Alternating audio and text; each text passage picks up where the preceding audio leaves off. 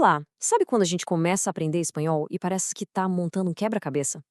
Pois é, as preposições são aquelas pecinhas, sabe? Pequenas, mas que se não estiverem no lugar certo, a imagem toda não faz sentido. Elas ligam as ideias, dão lógica para tudo.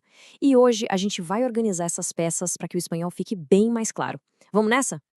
Então, dá uma olhada nessa frase aqui. Vou em Madrid autobus. Soou meio esquisito, não é? Parece até coisa de robô. Fica claro que tá faltando alguma coisa para ligar essas palavras. Um elo, né? O que será que precisa ir no meio para essa viagem fazer algum sentido? E pronto, tá aí a mágica. Com um A e um em, a frase ganha vida. Vou a Madrid em autobus. Viu só? Essas palavrinhas são a cola que junta a ação, o destino e como se chega lá. Elas transformam palavras soltas numa ideia completa e lógica. Bom, para a gente dominar essa parte, nosso roteiro de hoje é bem direto. Primeiro, vamos entender o que são as preposições, depois, focamos nas mais importantes do dia a dia. Aí a gente vê como elas marcam o movimento, encara o famoso duelo entre por e para, e no final, ainda dá uma turbinada no vocabulário. Então vamos lá, começando pelo começo. O que, afinal de contas, são as preposições? Pensa nelas como o alicerce, a base que dá lógica para uma frase. E a boa notícia é que a lógica é a mesma do português. São palavras que não mudam, sabe? E a função delas é conectar outras palavras, criando uma relação de sentido. Sem elas, as frases seriam só um amontoado de palavras jogadas, sem pé nem cabeça.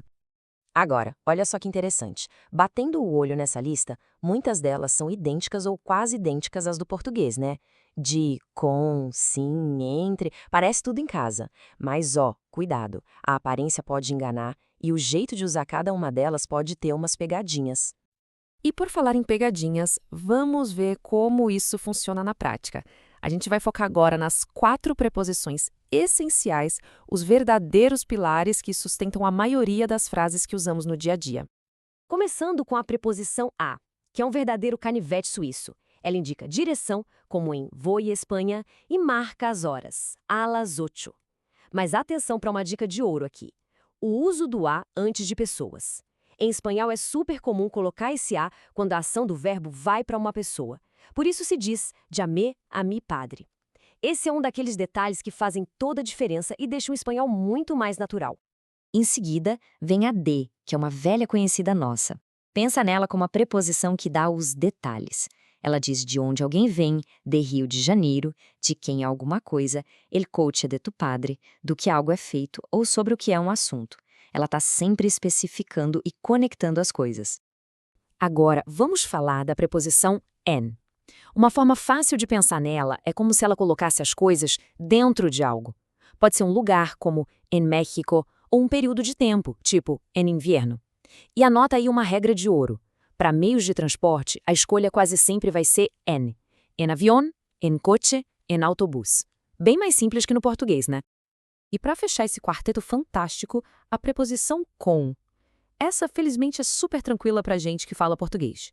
Ela indica companhia, instrumento, o jeito que algo é feito. É basicamente o nosso com, sem tirar nem pôr. Ufa, uma folguinha. Opa, peraí. Agora um ponto de atenção máxima. Em português, a gente fala eu estou com fome, estou com frio.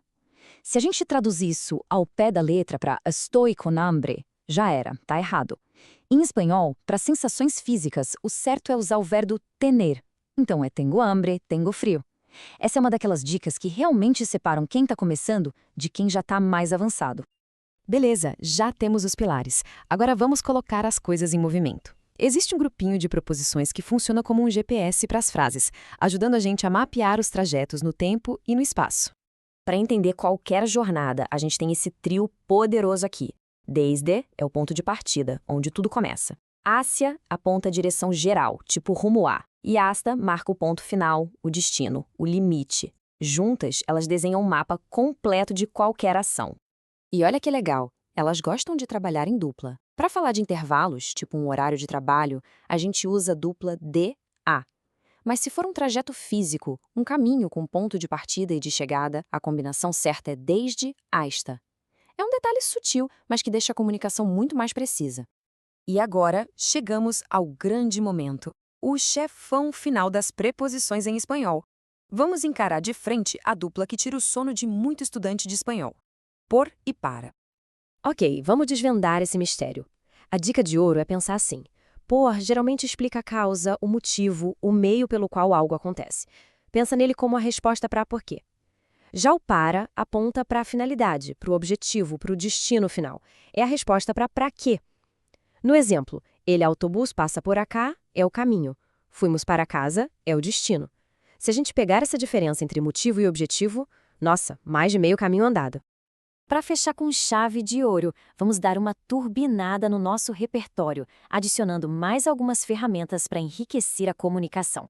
Sabe quando a gente fala em português perto de, em cima de, na frente de? Então, no espanhol existe a mesmíssima coisa. São as locuções preposicionais. São grupinhos de palavras que funcionam como uma só, mas com significado bem mais específico, como cerca de ou delante de.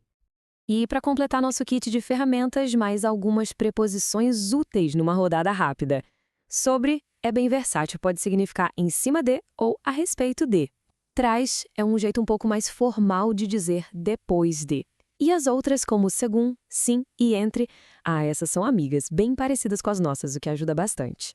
E aí está, aos pouquinhos o quebra-cabeça do espanhol começa a tomar forma. Cada preposição é uma peça que se encaixa. Agora uma pergunta para reflexão. Olhando para todas elas, das mais fáceis até a dupla por e para, qual dessas pecinhas parece que vai ser o maior desafio para encaixar? Identificar esse ponto já é o primeiro passo para montar a imagem completa.